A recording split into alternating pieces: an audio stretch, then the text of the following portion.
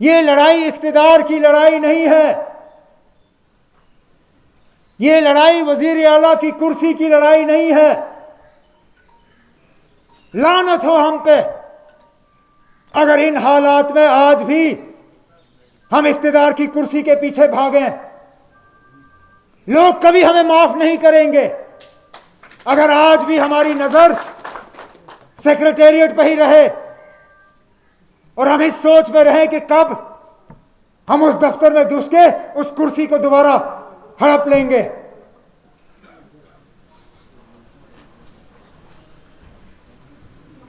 हमारी लड़ाई अपने आप को बचाने के लिए है।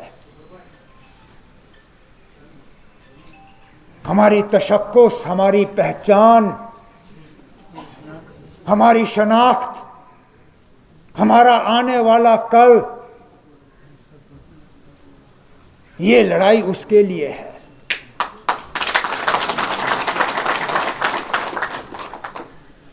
इन दिल्ली वालों ने कोई हरबा नहीं छोड़ा हमें कमजोर करने के लिए और बांटने के लिए।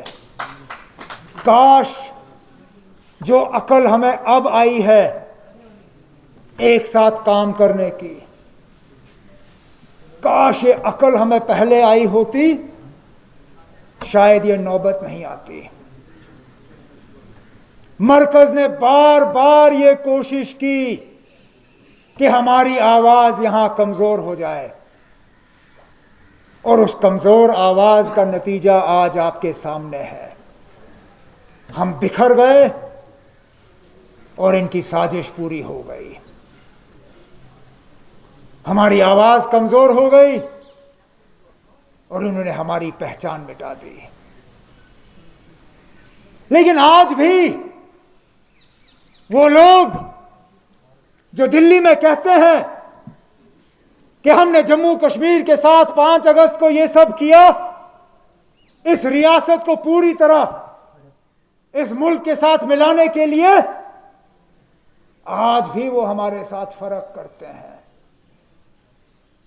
नहीं तो मुझे बताइए, कल जो जमीन के लेन देन के कानून यहां बनाए गए,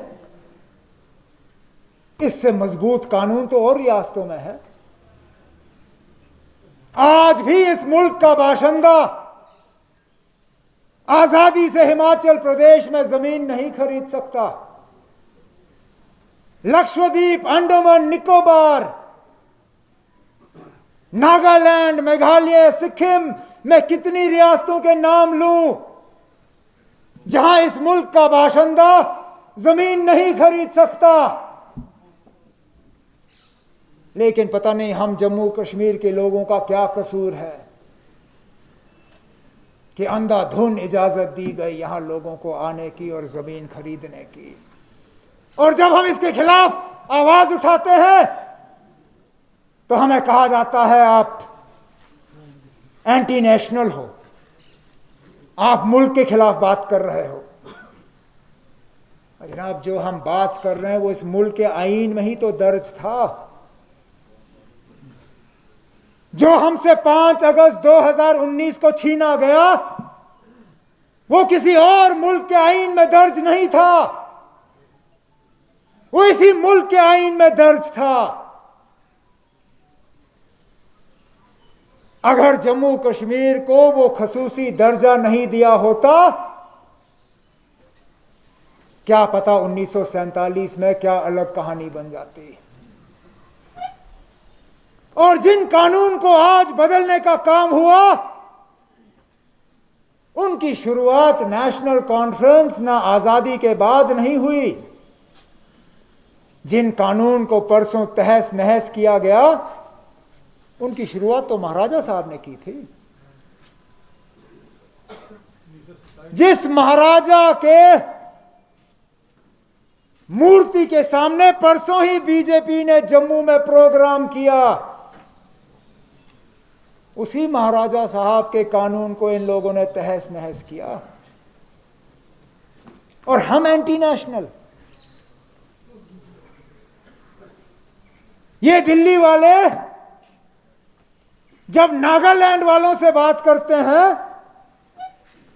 जिस नागालैंड का लीडर ये कहता है कि ना हमें हिंदुस्तान का आईन मंजूर है, ना हमें हिंदुस्तान का झंडा मंजूर है, ना हिंदुस्तान की सालमियत मंजूर है, उनके साथ तो आप बातचीत करते हो।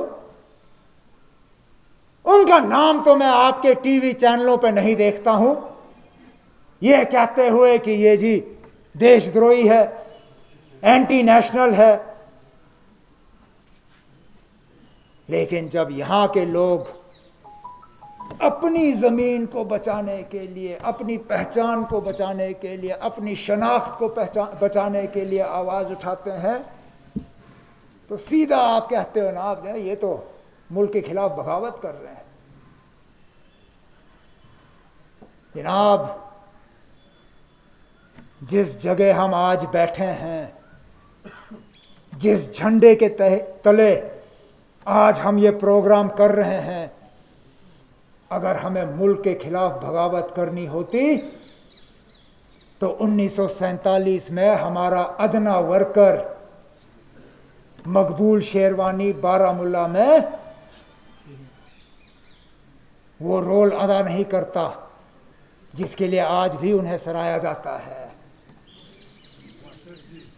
मास्टर अब्दुल अजीज, अरे ना, मैं किन किन लीडरों का और वर्करों का नाम लूं जो पिछले 30 साल में गोलियों के शिकार हुए, ग्रेनेड के शिकार हुए, माइन ब्लास्ट के शिकार हुए।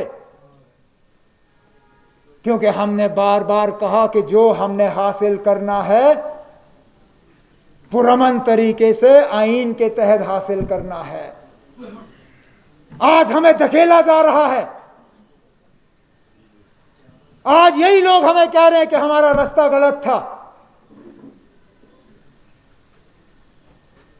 समझ में नहीं आता आप लोग हमसे क्या कराना चाहते हो। नहीं तो मुझे बताइए, ये अलग अलग तराजू में तोलने का क्या मतलब है। कल एक पार्टी के वर्करों को जम्मू में पुरअमन तरीके से जुलूस निकालने की इजाजत दी जाती है इन नए जमीन के कानून के खिलाफ। पुरअमन तरीके से निकले, नारे निकाले, जुलूस किया और गए वापस। आज उसी तंजीम ने श्रीनगर में पुरअमन तरीके से एक जुलूस निकालने की कोशिश की और क्या किया आपने? वर्करों को उठाया, कोठीबाग पुलिस थाने में बंद किया। आखिरकार बताइए, आप हमसे चाहते क्या हो? क्या आप वाकई चाहते हो कि हम मेन स्ट्रीम छोड़ दें?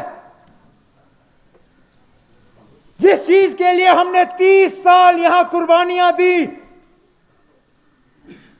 क्या आप चाहते हो कि हम वो छोड़ दें? कोई समझाए मुझे, ये कहां पे लिखा है कि आईन के तहत पुरअमन तरीके से अपना हकूक हासिल करना गैर कानूनी है।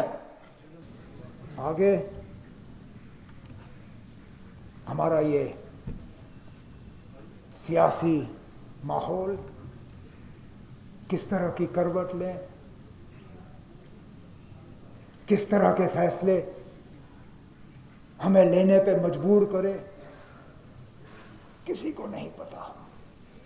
क्या पता अल्लाह ताला ने हमारे लिए क्या सोचा होगा। लेकिन मेरे वालिद साहब हमेशा कहते हैं, और मैं इस बात को मान के चलता हूं, कि अल्लाह ताला ने जो भी सोचा होगा आखिरकार अच्छा ही सोचा होगा हमारे लिए, और कोई भी अच्छी चीज आसानी से हासिल नहीं होती। Subscribe to our channel and push the bell icon to get video notifications on your smartphone.